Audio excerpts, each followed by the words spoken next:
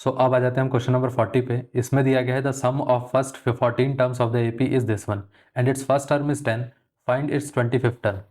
Basically हमारे पास क्या है, यहाँ पर सम ऑफ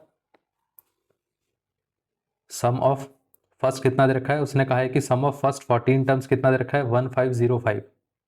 इसके साथ साथ उसने फर्स्ट टर्म दे दिया 10, ऑल्दो हमारे पास कॉमन डिफरेंस तो है नहीं, इतना क्लियर है। और वो पूछ रहा है कि 25th टर्म बताओ कितनी रहेगी। अब एक चीज़ देखिए, अगर हमें एक एपी निकालनी है तो एपी के अंदर क्या होता है कि एक तो ए रहता है और टी रहता है। डी हमें निकालना है तो हम यहाँ से निकाल सकते हैं। S14 की वैल्यू कितनी रहेगी, वो आ जाएगा 14/2 into 2 times of a plus 14 minus 1 into D is to कितना आ गया 1505। ये दोनों कैंसिल आउट हो गए तो 7 आ गया, 7 से ये कैंसिल आउट हो सकता है तो 7 2 14 हो गया, फिर 7 1 7 5 35। अब ये 2 टाइम्स ऑफ ए मतलब 2 times of 10 plus 13 into D is to कितना आ गया 215। तो यहाँ से 13 इंटू डी कितना आ जाएगा 215 में से अगर हम 20 को माइनस करेंगे तो ये आ जाएगा 195।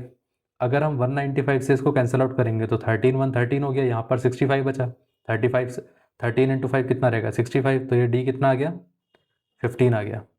ये पार्ट क्लियर हो गया। तो मतलब डी की वैल्यू हमारे पास 15 आ चुकी है, ए हमारे पास 10 है, तो उसने क्या कहा था 25th टर्म बताओ। तो ये कितना आ जाएगा ए प्लस 25 माइनस 1 इंटू डी, सो ये आ जाएगा 10 प्लस 24 इंटू 15।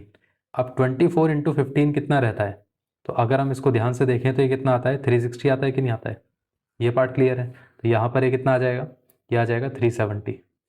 A25 कितना आ गया 370, ये आंसर है।